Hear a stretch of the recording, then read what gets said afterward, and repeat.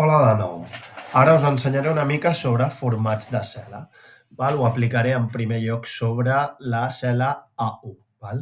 Imagineu que en lloc de l'Arial volem canviar la tipografia. Doncs aquí podem canviar la tipografia, li puc dir que em faci l'hora. També la podem deixar de fer negreta, ja estava en negreta, ara la podem tornar a fer negreta, la podem fer cursiva, per exemple, i la podem pintar d'un altre color, per exemple, la podem fer d'un gris en lloc del negre. I també li podríem posar un fons a la cel·la. Amb el color d'emplenament li podem posar, no sé, un gris molt claret, i així es veu el nom. Perfecte. Què més podríem fer?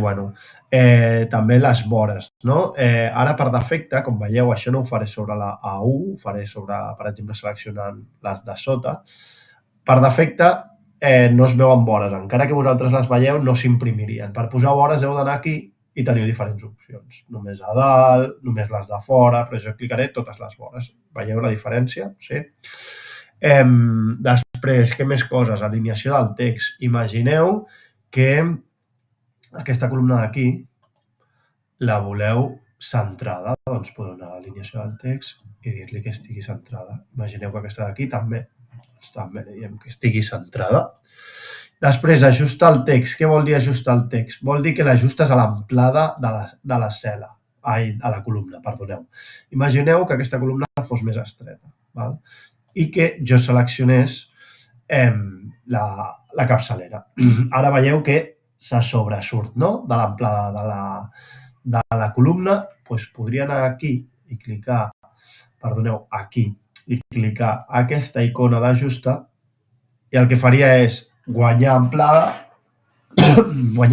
de fila i mantenir l'amplada de columna, fer cabre-hi en aquesta amplada a tot el text. Jo ara tiraré enrere perquè no m'agrada com queda, però que sapigueu que ho podeu fer. En algun cas, si teniu observacions o descripcions més llargues, podeu fer servir aquesta opció i és molt útil. I després, per últim, formats numèrics. Doncs aquí teniu tots els formats numèrics. Imagineu que aquí voleu que siguin euros. Cliqueu la moneda. Jo ara tiraré enrere. Quan dic tiraré enrere faig un Ctrl+Z, ja ho sabeu. Després podria fer que sigui percentatge. Fa coses estranyes. Tiro enrere. També li puc dir que em doni més decimals. Em dona un decimal, em podria 2, 3, 4, el que jo vulgui. Tiro enrere. Però, també li puc dir que em tregui decimals. Ara li he dit que me'n posi 2 més, però li puc treure. Podem jugar amb tots aquests numèrics. Aquí hi ha més formes.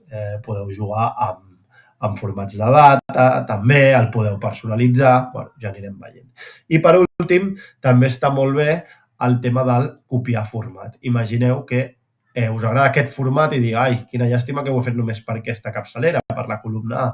Doncs em situo a sobre de la cel·la que vull copiar-li el format, vaig aquí a aquest corró de pintar i selecciono totes les que vull que siguin igual. I màgia. I això ho puc fer amb columnes i files senceres. De fet, jo ara seleccionaré aquesta, li diré copiar el format i ho faré per totes les altres, així no ens queda una taula tan estranya, sinó que ens quedarà igual. Per què? Perquè estic copiant i enganxant només format. I això és molt, molt útil.